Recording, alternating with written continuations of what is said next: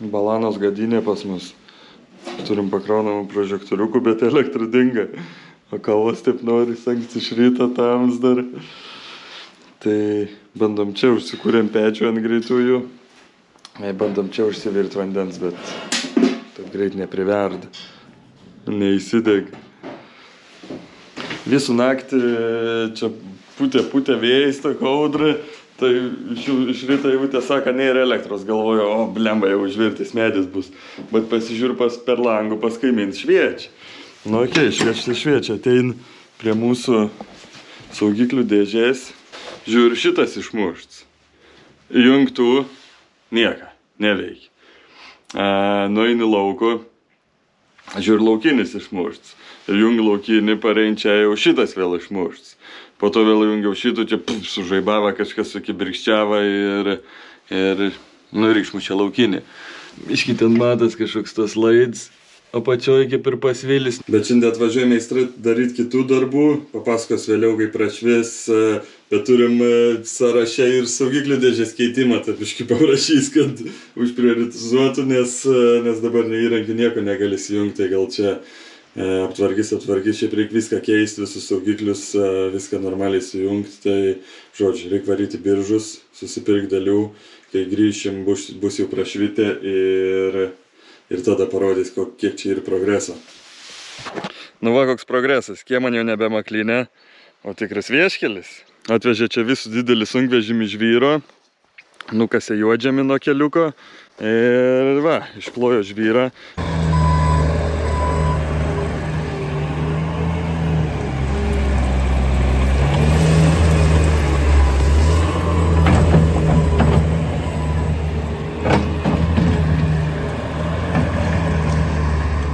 Mes čia po to biškį susitrombavom, kad toks būtų lygesnis, nes čia taip išlygino su to bobcat, bet jis toks biškį smingantis buvo. Nu ir čia va vietom, kaip pasmigo, taip ir liko, bet daugmaž va čia taip gražiai lygiai sutrombuot. Toliau ten nebesutrombavo, o čia biškį irgi neėjo sutrombuot, nes plemba, užvažiuosi to vibro plokštį ir sming, nes čia kaip buvo prakast, dar tas molis čia viskas nesusėdė, tai čia biškį pasivaikščiojo, jau realiai tas žvyras netgi sulindo į tą molį ir jau molis lend viršun. Bet, tai čia, žodžiu, reiks laukti turbūt pavasario, kol čia šitos vietos susės, bet visur kitur tai taip neblogai, aišku, vis tiek nešasi greičiu, bet geriau negu molis. O po to gal kažkada susistovės, gal reiks kažkokios skaldelis dar ant viršaus ant akmenukų. Bet dabar bent jau tą žiemą pratempteis šitaip, biški bus lengviau. Krūv gavos atliko visokio čia tų juodžemių, nuo keliuko kiek čia nuo kiemo, nuo keliuko ir ir viskas. Ir va čia susikrovė, dar ta molio krūva ten buvo irgi suvežėm šičia. Tai tą paliksim jau pavasariui ar kada biški pasilyginti vietom reiks. Nes čia, žodžiu, daug kur trūks. Ten jau sukritę viskas, aplink tą nuotekų įrenginį, ten reiks damestų žemių, tai žodžiu, jos čia kažkur pabiški išsivaikščias per laiko, bet dabar toks vaizdelis. Žodžiu, tokiem reikaliukai tokie ir su vandeniu irgi viskas tvarkoj. Tai žodžiu, atvarė meistrai. Iškasė keletą kibirų mauro iš dugno, perbetonavo siūlės tarp žiedų ir viskas, ir išvažiavo. Bet ant kitos dienos vietoj 0,5 metro vandens jau buvo 1,5. O dabar po tų visų lietų tai iš viso daug. Va, gražios užbetonuotos, užmūrytos siūlės. Ir va, kiek vandens. Tai jau dabar jaučiu kokie vos ne 3 metrai to vandens. Bet čia vanduo dabar visur pakilęs ir mokyklo žėjo žiauriai aukšt šulinį, ir upė patvinus ir čia dabar normaliai. O meistrai sakė, kad šitą vasarą tai daug kur buvo pas žmonės, kad labai mažai to vandens, visi skundės, visi kvietė jos ten valyti, tvarkyti, gilinti ir panašiai, bet čiesim kaip tom vasarom bus, bet rudenį žiemą tai atrodo, kad čia to vandens taupyti tikrai nereiks. Nu ir va, jau turim ir šviesų vidai. Pakeitė meistrai saugiklius, įdėjo tą saugiklių dėžę normalią vidui tarp šitos senos dėžės.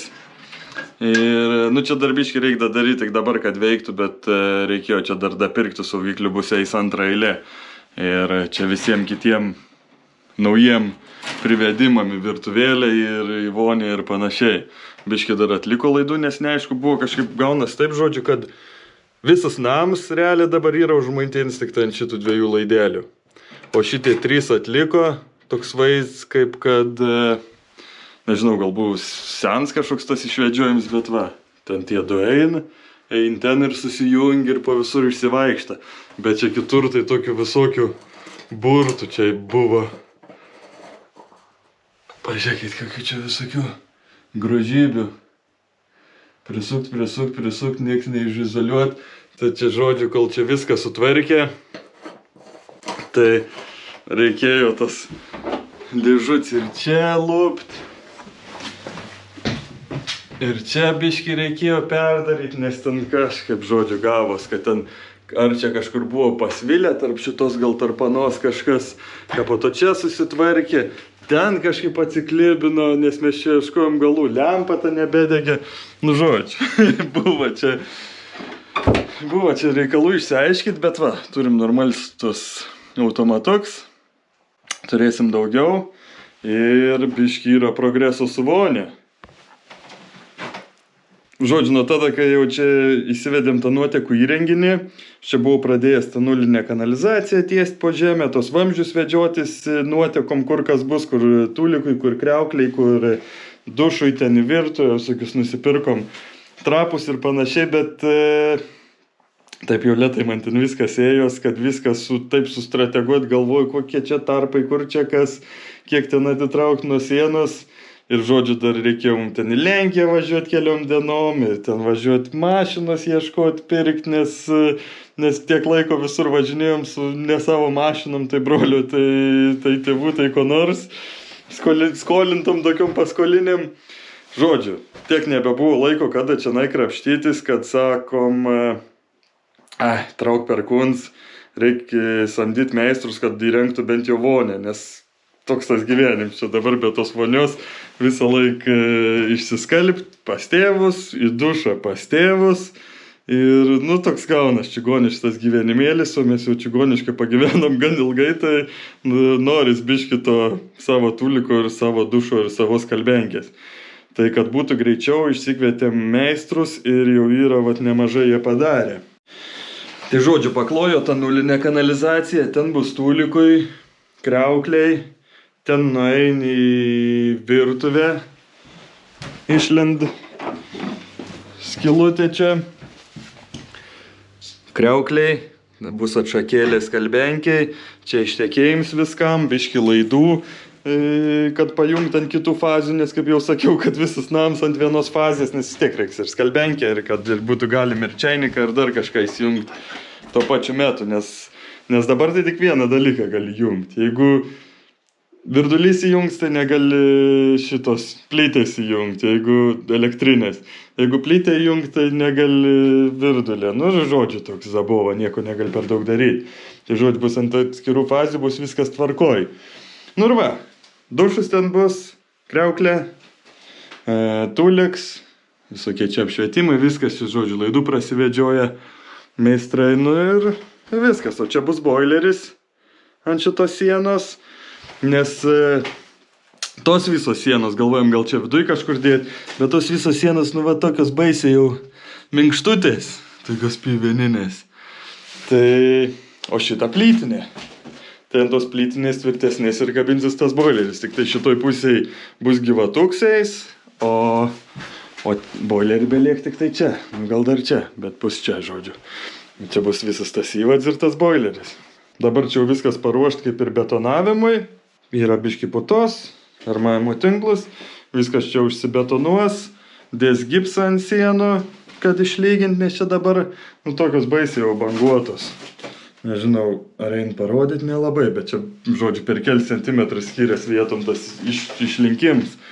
Tai, žodžiu, ištiesins, kad eitų plytelis klijuot, išklijuos plytelis ir turėsim savo pagaliau kur praustis. Javutė va, kurie ant pečiais tik tai savo, gyvenam šiltai, laipsnių 20. Airijoje taip šiltai negyvenom, iš tikrųjų, tai buvo dujinis šildymas, Tai visą dieną darb, kažkaip nešildydavom per dieną, vakar grįžti, nesijung poroj valandų, prišil, išsijungtas pečius ir po to per naktį vėl iššal, kartais ten iki 16, nors laukia pliusinė temperatūra.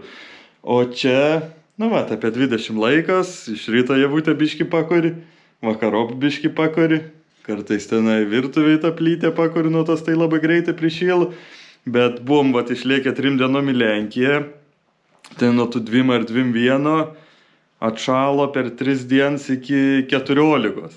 Tai jau nuo 14 taip prireikia 2-3 dienų vėl, kad prišildyti iki 20. Taip labai staigiai kažkaip nepavyko, nes vis tiek nesėd visą dieną namie nekūreni. Bet, žodžiu, geriau taip kūrent kiekvieną dieną ir tas pečias įkaist ir stovi karštas. Kaip iš tikro gerai, kad pas mum tie pečiai malkiniai, nes elektros nebuvo, tai jeigu elektrinis šildymas, ten koks nors siurblys oras ar ten oras vanduo, tai ku tada daryti. Ir dar aišku gerai, kad čia mums greit susitvarkė, bet šiaip va žiemą, rudenį, kol kas dar ruduo, bet gyventi šilta, kad ir patamsi vis tiek gerai. O taip tai, ojojoj, kaime. Dar jeigu grinai, gudžia žiemą, čia apsnigti viską, išsikviestų, kur nors, kad tau čia sutvarkytų. Gal kažką krapštyti, ieškoti, bet jeigu ten tarp tokių paskirstimo dėžučių kažkas sukepė, susvilė, kur tu ten atkapstys ir kaip tu ten pasišildys. Aišku, jau jungiant tos visoks šilumos siurblis reikia ir normalios elektros instaliacijos, jau čia ant tokios senos nelabai gal eitų jungti ir gyventi.